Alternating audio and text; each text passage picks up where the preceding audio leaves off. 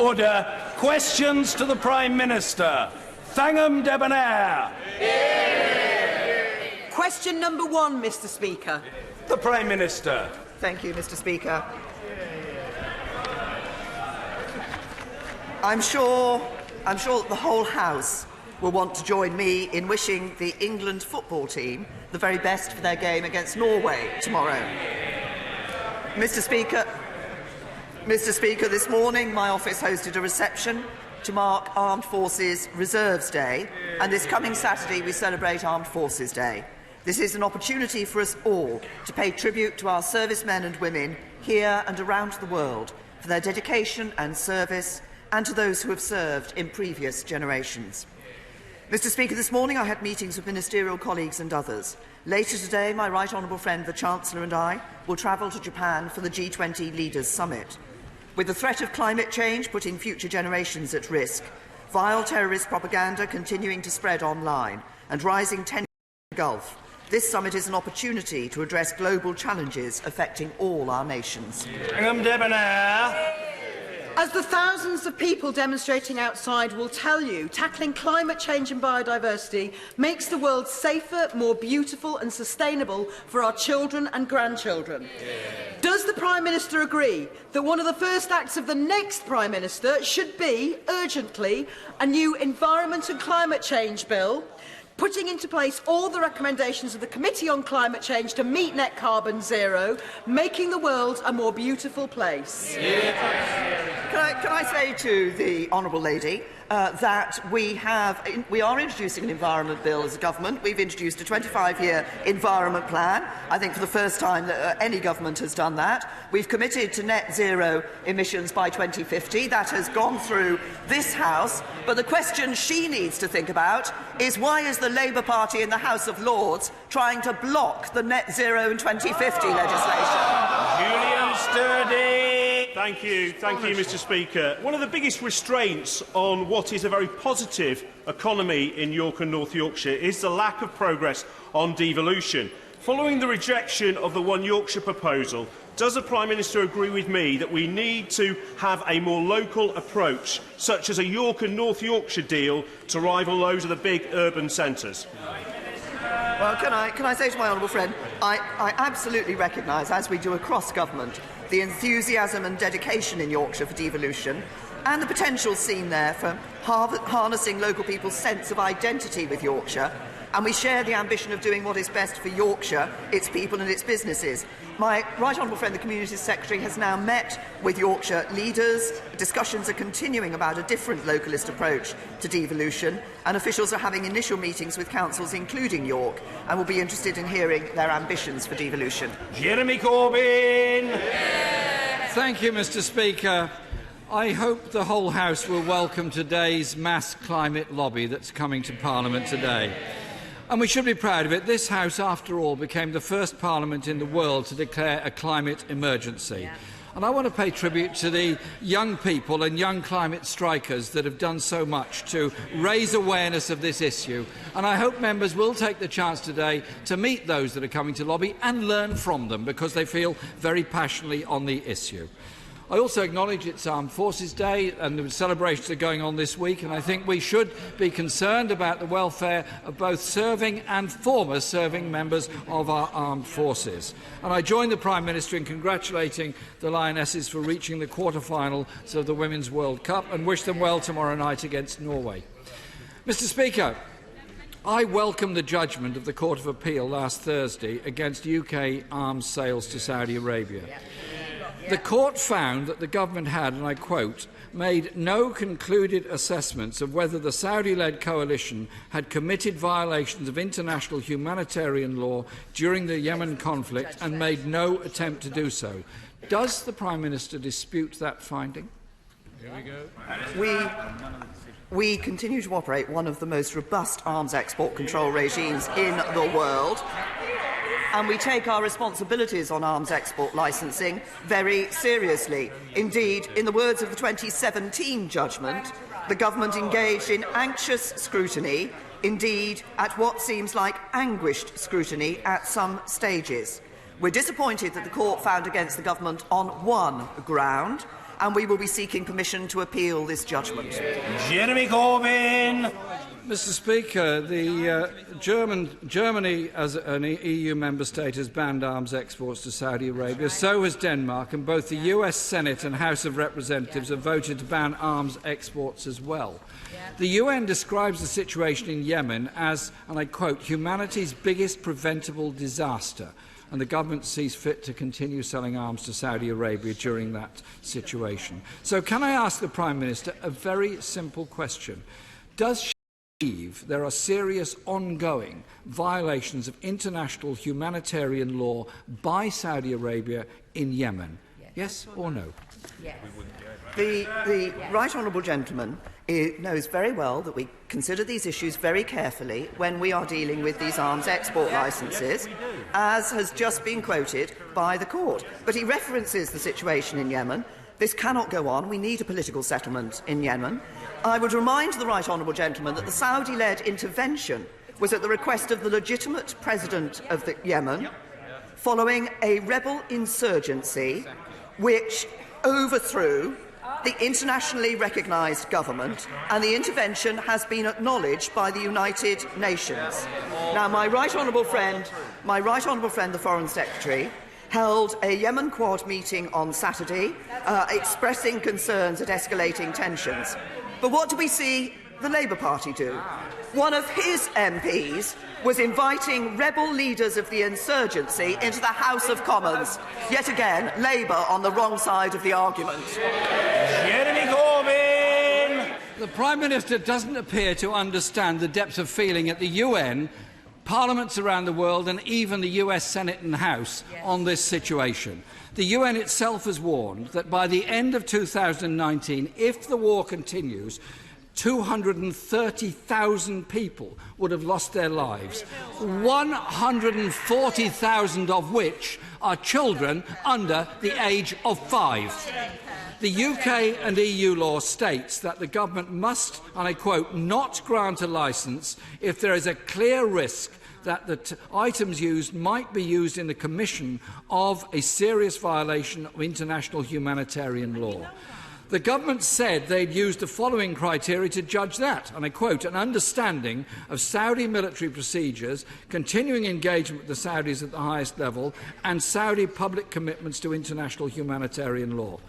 So if the Saudi government says they're respecting human rights, do we then ignore all evidence on the ground in Yemen and continue to sell weapons to this regime, which has led to this appalling death toll already in this conflict? Can I say to the right honourable gentleman, first of all, as I've made clear, we're seeking permission to appeal the recent judgment. But the judgment isn't about whether the government made the right or wrong decisions, but about the decision-making process and whether it was rational. So we are considering the implications of the judgment alongside the permission to appeal that we're seeking.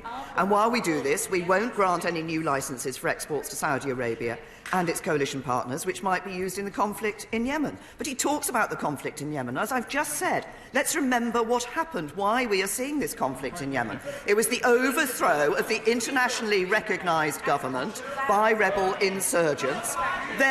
We are all concerned. We are all concerned about the humanitarian situation in Yemen. That is, the Shadow Foreign Secretary might like actually, as this is an area of concern to her, remit, to actually listen to what the government is doing.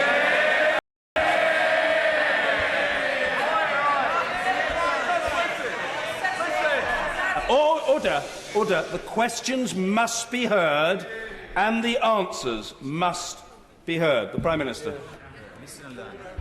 We are all concerned about the humanitarian situation in the Yemen. That is why, since the start of the conflict in 2015, our total commitment to Yemen, it now stands at £770 million. We are one of the major contributors to support for the humanitarian effort. Ultimately, the only way to resolve this issue is through a political settlement, and that is why we are supporting the efforts of the UN Special Envoy Martin Griffiths. Corbyn! If that's the case, why is the government appealing the judgment instead of promoting a peace settlement in Yemen? Since 2016, Mr. Speaker, for 3 years, For 3 years, United Nations experts have been saying that the Saudi coalition has violated international humanitarian law in Yemen. This air campaign has killed tens of thousands and injured and displaced many more. The government says there can be no military solution to this particular conflict. There can only be a negotiated and political solution. If that is the case, why have they pumped £4.6 billion of military equipment into this brutal bombardment already? I say to the right honourable gentleman, what we do believe, as I've just said, I've said in answer to his last question, I said it, I think, in answer to the first question that he gave me, that the only way to ensure the security and stability of Yemen for the future is through a political settlement. That is why this government is supporting the work that is being done by the UN Special Envoy Martin Griffiths. That is why we are continuing to use our diplomatic efforts, including, as I said, the Foreign Secretary holding a Yemen Quad on Saturday, to encourage others around the table. We are very clear. We support the efforts to secure the agreement by the parties to the conflict to implement the Stockholm agreements. That is an important part of the process leading to peace and a political solution. We need to ensure that work is essential so that progress can be made at the next round of peace talks and so that humanitarian supply lines can be opened up. Jeremy Corbyn. It was her Trade Secretary who said there couldn't be a military solution to this conflict. Surely the government should think on this and stop the sale of arms to Saudi Arabia. Just last week, the UN Special Rapporteur, Agnes Kalamard, said there is credible evidence that the Saudi Crown Prince Mohammed bin Salman and other high-level officials are personally responsible for the horrific murder of Jamal Khashoggi. Does the Prime Minister accept that assessment? I say, right honourable gentleman, we do want to see accountability for this horrific murder. I raised the death of Jamal Khashoggi with King Salman at the Sharm summit. That's the second time I've done so. I've raised it with the Crown Prince at the G20 last year.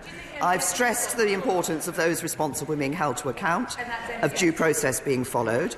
We expect Saudi Arabia to take the action necessary to ensure such violations of international and national laws can't happen again. The right direction, the right way to take this is through a judicial process, and we're obviously closely following the continuing investigation. We expect it to proceed in line with internationally recognised legal standards. Jeremy Corbyn. Mr. Speaker, there is overwhelming evidence that war crimes have been committed in Yemen by Saudi Arabian forces. A state that flouts every human rights norm at home and abroad. Its government believes that it can kill with impunity journalists or civil rights campaigners, Yemenis or Bahrainis. It funds extremism around the world. But the UK has supplied them with over £4.5 billion worth of deadly weapons. UK weapons which have been used in indiscriminate attacks on civilians in which over 200,000 people have been killed. And hundreds of thousands more stand on the brink of famine, of starvation and of death from wholly preventable diseases. Surely, Mr. Speaker, the Court of Appeal judgment should be a wake-up call to the Prime Minister and the government. So instead of appealing the judgment, why not accept the judgment and stop arms sales to Saudi Arabia now and bring about peace in the Yemen and save those lives?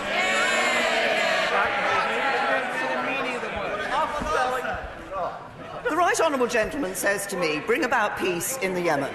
It's exactly what we are working with our international partners to do through the United Nations and through the Yemen Quad.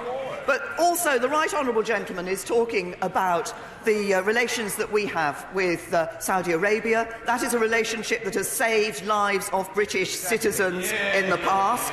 But let's just look at some of the relationships that the right honourable gentleman supports. When people were killed in Salisbury, his sympathies were with Russia. When terrorists were killing our people, his sympathies were with the IRA.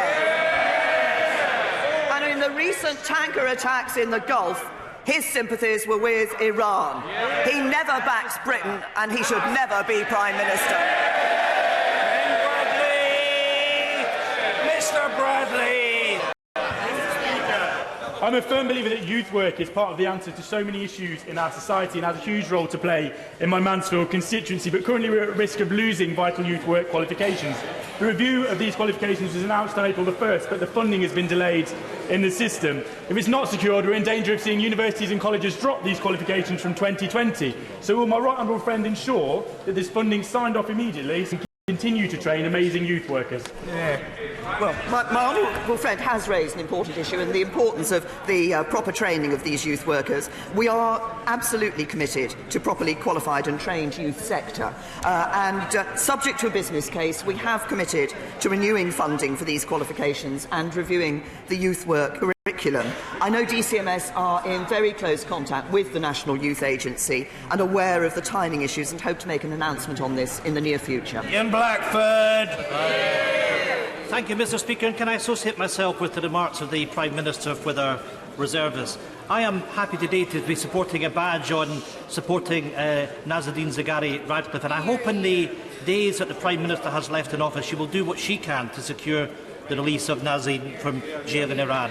And I hope the Prime Minister will join many of us outside Parliament today in support of the climate justice activists. And I have to say to the Leader of the Opposition that it was the Scottish Government that was the first government in the UK to declare a climate emergency. And I hope that the UK responds to the leadership that Scotland is giving on this issue. Mr. Speaker, do or die, come what may. Those are the words of the Prime Minister's likely successor. The truth behind the Brexit chaos in the Tory party is encompassed in those words. The Tory dream is to drag us out of the European Union, no matter what the cost.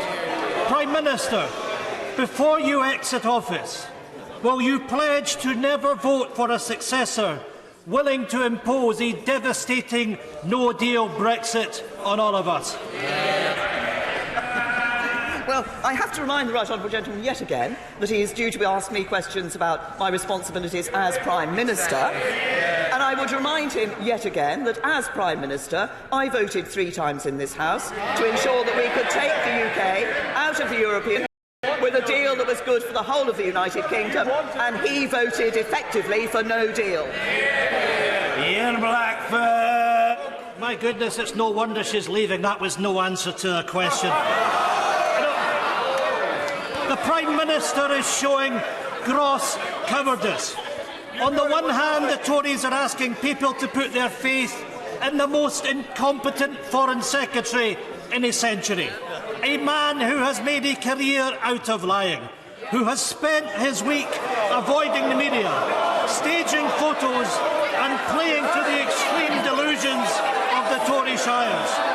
On the other hand, we have the most incompetent Health Secretary in our history.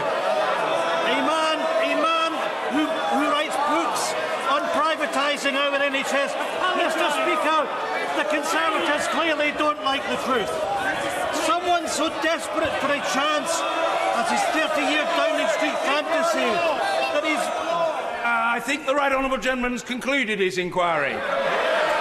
Well, if he... Order! If he hasn't, he needs to do so in a single sentence. Order! Mr. Cowan, I'm sure you're a well-intentioned fellow, but I require no counsel from you. One sentence. We've got a lot of questions to get through. A sentence. Well done. Mr. Blackford. Mr. Speaker, in her last days in office, will she finally act in the best interest of these islands, not the Conservative Party, and admit that neither of the candidates for office should ever be elected Prime Minister?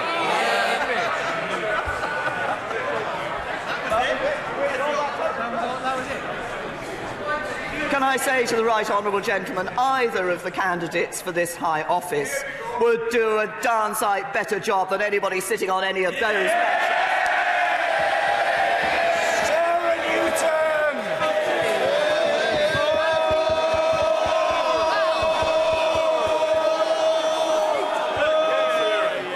Seldom have I had such a welcome in this House, Mr. Speaker.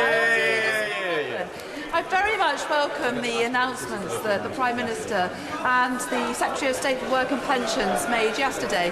Would my right honourable friend update the House about some of those plans and how she feels that they will enable more people living with disabilities and health conditions to play their full part in our society? Well, can I first of all thank my honourable friend for the work that she did as Minister for Disabled People, which sets a lot of the groundwork for the announcement we've been able to make on the disability strategy. There are many disabled people in our society who would love to actually be able to get into the workplace. One of the key issues underpinning that strategy is support for people to enable them to take their full role in society, to get into the workplace, to ensure they have access to the support that they need. I'm very proud of the fact that something like 950,000 more disabled people are now in the workplace, thanks to the actions of Conservatives in government. There is more for us to do. The disability strategy sets our path to do that and enable disabled people to play their full role in our society. Caroline Flint. Thank you, Mr. Speaker. Almost every infrastructure project across the UK requires British-made steel. The contracts for the next 5 years alone are worth £1 billion. But yesterday, UK Steel and Community Trade Union members were asking me if the Scunthorpe Steelworks will still be working in 5 days' time. Will the Prime Minister guarantee that a month from now, before she leaves office, the Scunthorpe Steelworks will still be open? Well, can I say to the Right Honourable Lady, we are concerned about the situation in relation to the Scunthorpe Works, in relation to British Steel. That's why my Right Honourable friend, the Business Secretary, is engaging actively with the official receiver. Obviously, the official receiver has a responsibility in relation to this matter, but we are doing all that we can as a government. And I was pleased to meet with, obviously, as she knows, a number of members of Parliament who have steel interests in their constituencies, to talk about the real impact that the closure of the works would have on people. That's why we're working so actively to try to ensure that we can retain employment in that area. Duella Braverman. Mr. Speaker, I'm due to give birth any day now. I'm hoping there won't be an emergency in the Commons. But can I just put on record my thanks to you, the former Leader of the House, this Government and cross-party MPs who have delivered the proxy voting scheme, which will enable my constituents to be represented during my maternity leave. Mr. Speaker, 11-year-old Ruby Lloyd from Hook with Warsash Primary School is campaigning for a pedestrian crossing on Warsash Road to encourage more pupils to walk to school, thereby improving road safety and air quality. Hundreds of local residents support her campaign, her headmistress supports her campaign, and so do her councillors. Will my right honourable friend get behind Ruby's campaign for safer roads in Fairham?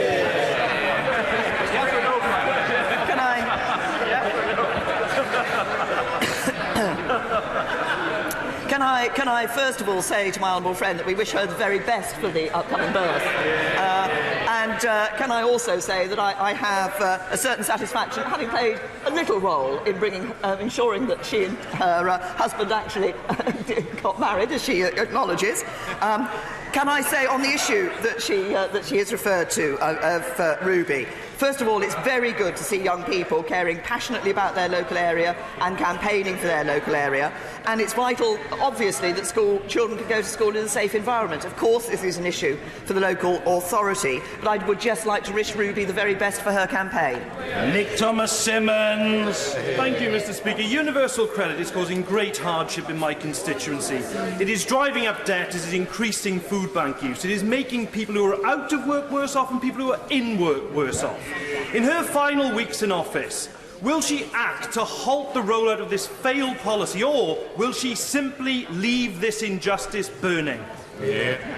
I just say to the honourable gentleman, what lay behind universal credit was changing our benefit system. The legacy system we inherited from the Labour Party was one where over 1 million people were left on benefits for nearly a decade. What universal credit does is helps people into work and ensures that when they are in work, they are able to earn more. 200,000 more people in work. 1 million disabled people getting more money as a result of universal credit. 700,000 people getting the benefits they are entitled to as a result of universal credit. This is a policy that is working. Paul Masterton. Speaker, I know we're coming up to one of your favourite times of the year with Wimbledon starting next week, and many members have already been enjoying hitting a few balls on the court in New Palace Yard.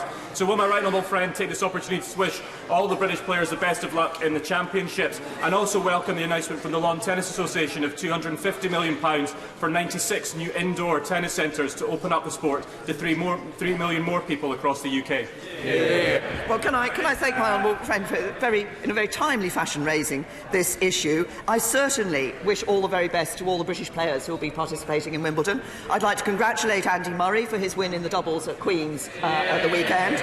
I understand that there is an exhibition of tennis taking place here in Parliament today with the Paddock School from Putney taking part in that, and it's very good to see young people having that experience and having that opportunity, and I welcome the LTA, the fact that the LTA is directing funding across the whole country to where it's needed most to grow the sport from the grassroots up.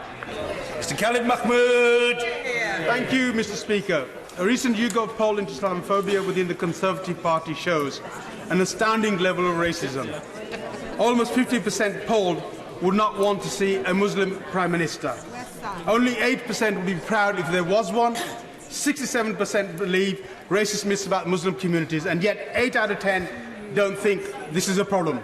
In light of this, and as one of her final acts of her premiership, will the Prime Minister finally agree to commission an external inquiry into Islamophobia within her increasingly nasty party?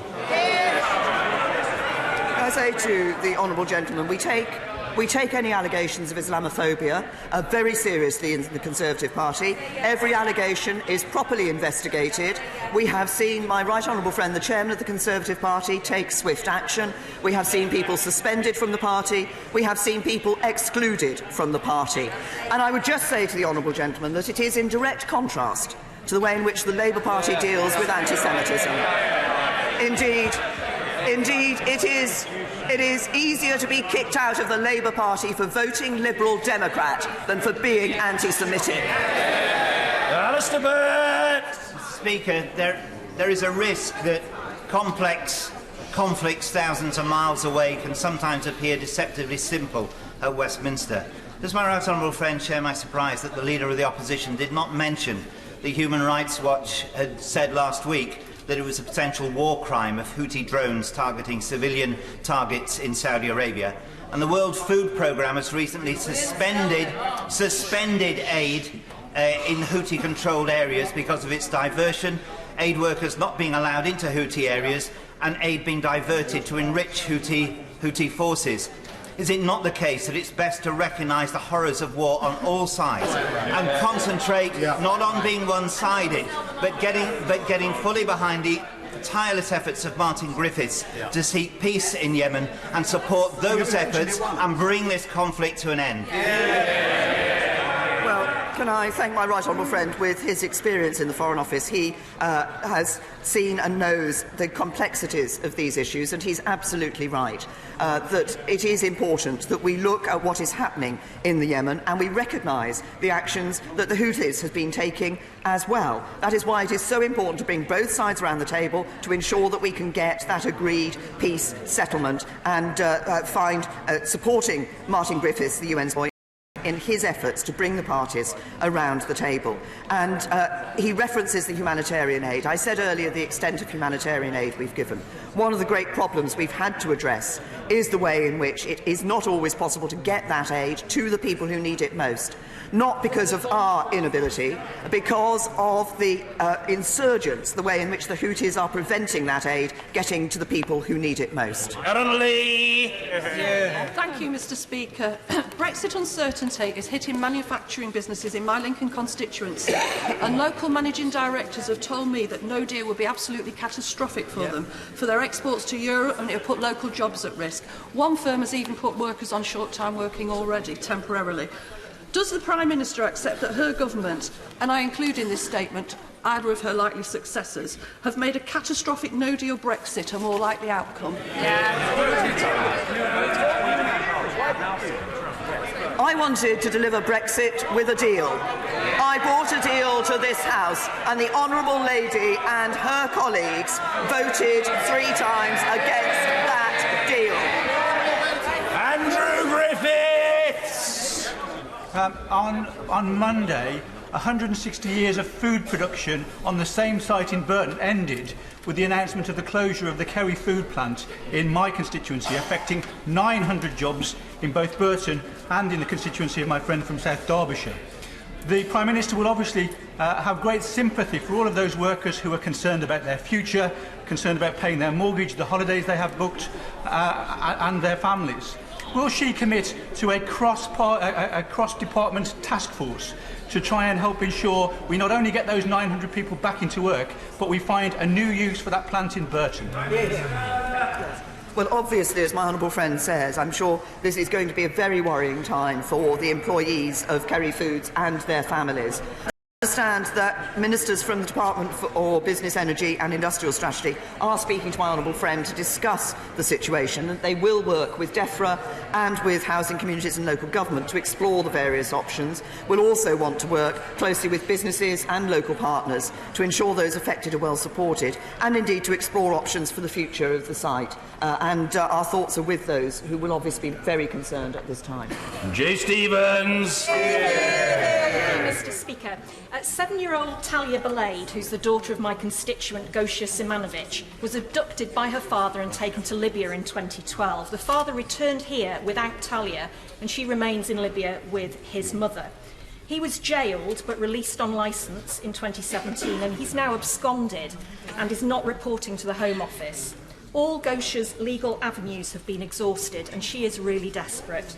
Will the Prime Minister please use every channel available during her final weeks in office to secure Talia's return to her mother in the UK?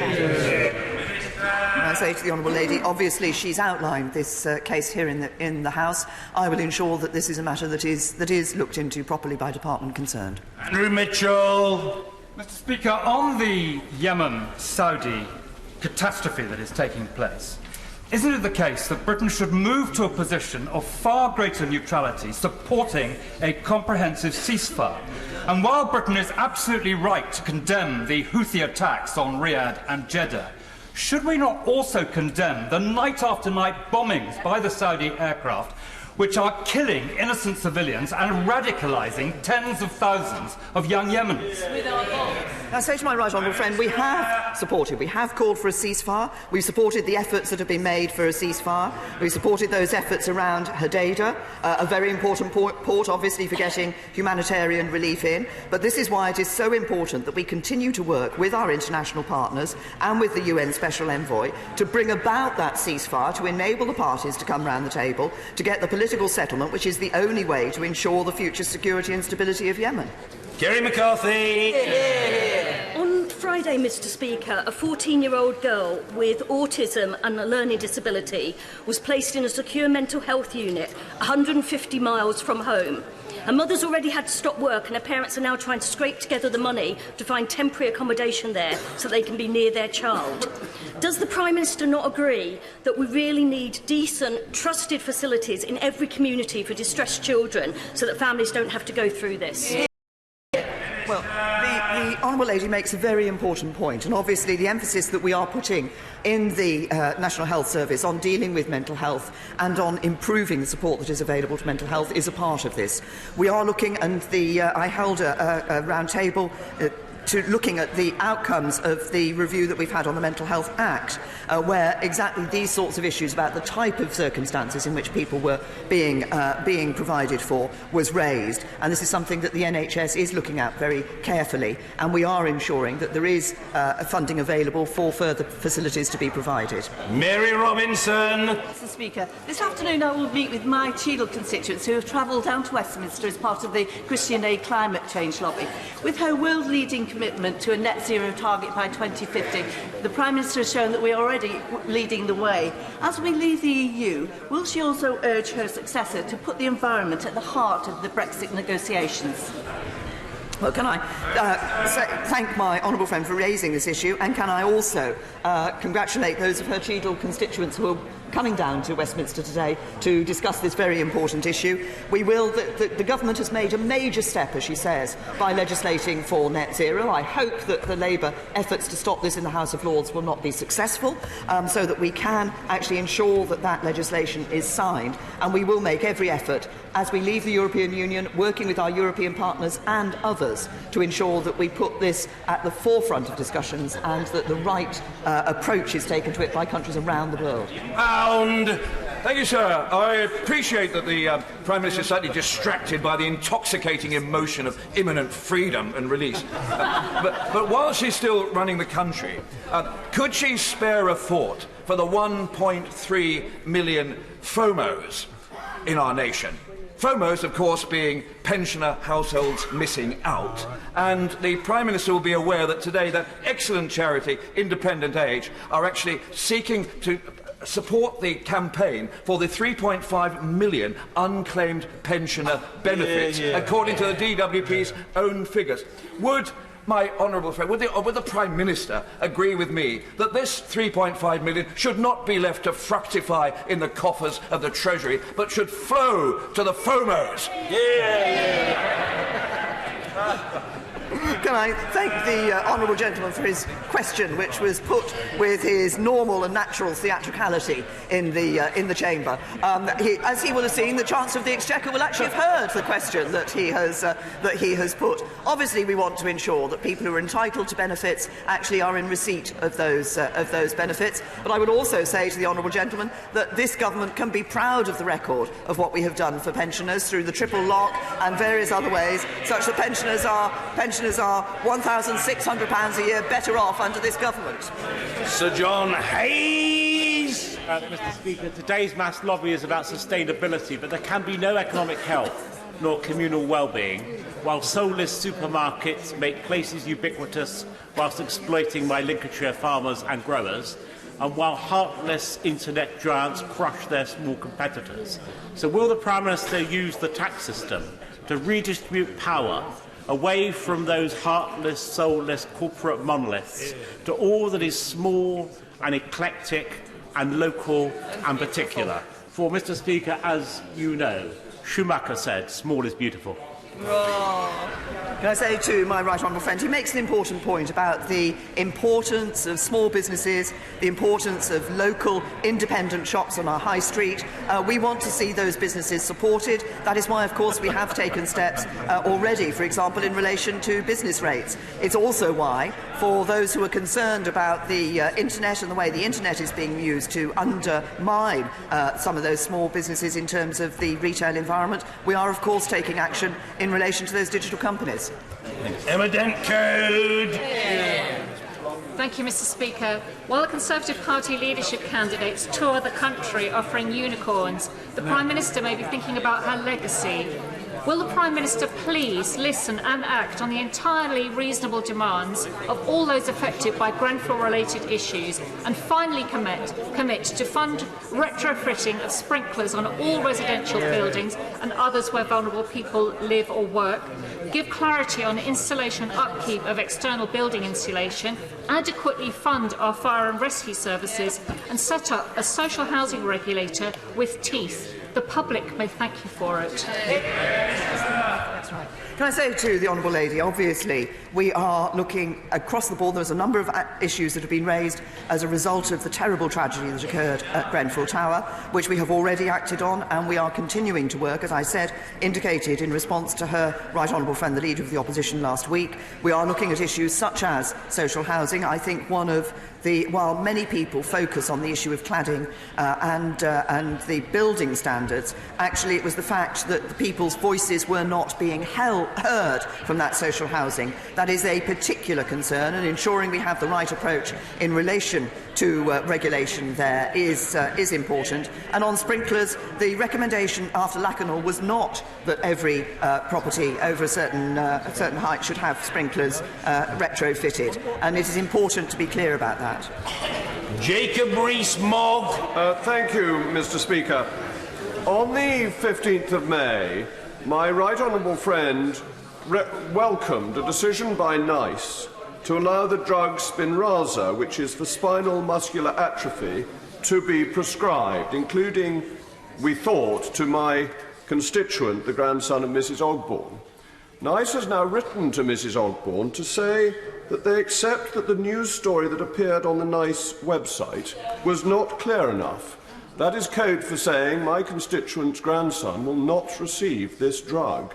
When NICE says something, can it be ensured that it does it and that bureaucratic flannel does not raise people's hope then to dash it? Can I say to my honourable friend, I'm very concerned to hear the case that he has brought before the House of his constituent. And in relation to Spinraza, I will ensure that this is looked into. If NICE says that Spinraza is available, then obviously it should stand by its word.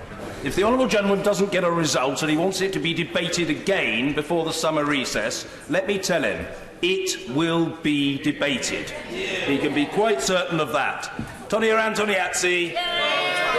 Thank you, Mr Speaker. In a recently aired BBC Scotland documentary on medical cannabis, the chair of the BPNA, Finbar O'Callaghan, said that the NHS will not pay for life-changing medical cannabis for epileptic children by saying, even if you prescribe the product, the NHS isn't going to pay for it. Is his statement correct, Prime Minister? I've answered questions on this in the past, including, I think, from the Honourable Lady.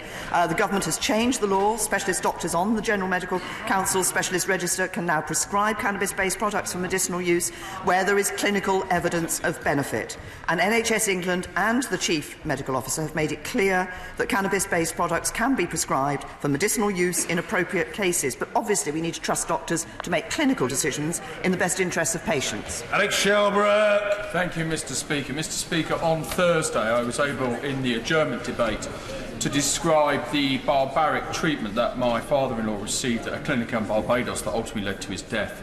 Mr Speaker, it shows the influence of this chamber that I've been contacted by many people from around the country who now want to talk to me about similar issues.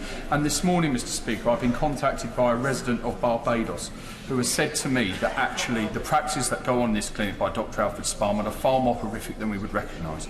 May I ask my right honourable friend if she'd either meet with me or the relevant department of government so that I may inquire as to how we can work with Barbadian authorities to shut this man down and make sure that what happened to my father-in-law cannot happen to any other citizen. Well, can I say to my honourable friend, I remember the conversation he and I had when this happened in relation to his father-in-law and the obviously terrible tragedy that took place. I will certainly ensure that the proper department is able to ministers from the proper department are able to sit down with him and explore the issue that he has raised. Thank you. Marion Fellows. Thank you, Mr Speaker. Figures released today show there are currently £973 million worth of arrears owed under the Child Maintenance Service. And while new enforcement powers are welcome, CMS's bark continues to be worse than its bite. The UK Government must crack down on non-payment of maintenance to children and do it now. Yep. Will the Prime Minister agree to launch a full root and branch review of CMS to ensure a new strategy where maintenance payments are properly enforced and to lift these children who in many cases are in poverty because of lack of maintenance payments? The Honourable Lady is right that we want to ensure that those maintenance payments are indeed made for those children, that people, normally it's fathers, but it can in some cases be mothers, but that they take their responsibilities seriously and recognise their responsibilities. This is a difficult area. For many years, efforts have been made by different governments to ensure that we get this right and that we ensure that those maintenance payments are made. I'm sure every member of this House has had constituency cases in relation to this issue. The simplified system that was brought in recent years, I think, has been working better than the previous system, but I'll ensure that the relevant department looks at the issue she's raised. Thank you, Mr Speaker. In Harlow, my constituency, many horses and ponies are tied up and tethered by the roadside, maltreated, put in dangerous locations, often without access to food and water. Will the Prime Minister work to end the suffering of these beautiful animals and amend the current outdated Animal Welfare Act and Code of Practice for the welfare of horses so that it clarifies what the government's powers are and what the duties of local authorities to intervene? And will she urge the RSPCA to treat this as a major concern? Well, I think the honourable gentleman has raised an issue which is important. I will certainly ensure that the department looks at the issue that he's raised about the definitions in the legislation, and I would hope that the RSPCA would take this seriously, as seriously as they take the ill treatment of other animals. Peter Grant. Thank you, Mr. Speaker. Last week, a brain tumour ended the life of Sarah Wands from Markinch in my constituency. Sarah was 44 years old, a brilliantly gifted young mathematician and statistician, tiny in physical stature, but a towering giant if measured by any qualities that matter. Does the Prime Minister share my hope that funding for brain tumour research will be increased to bring forward the day that other families are not affected as the Wands family have been? Can I say to the honourable gentleman, obviously he's raised a very, very sad case, and a life that was full of, from what he says, was full of great promise has been sadly cut short. And our thoughts and prayers are with the family of the individual concerned. We have been putting more money into research in relation to brain tumours. This is an important area. It is one on which my right honourable friend, the former Health Secretary, started some extra work being done within the NHS. That is continuing. But he's raised a very important issue, and as I say, our thoughts and prayers are with all those affected by this case. Gillian Keegan. Thank you, Mr. Speaker. 1 in 2 people in the UK now develop cancer at some point in their lifetimes, and around 60% of them will require radiotherapy as part of their treatment. In West Sussex, we don't have a single Linux machine, meaning my constituents travel long distances every day. And it's not only costly, but of course is gruelling when you are feeling so unwell. Can the Prime Minister outline what steps the government is taking to ensure my constituents have the same access to medical care as others in adjacent counties?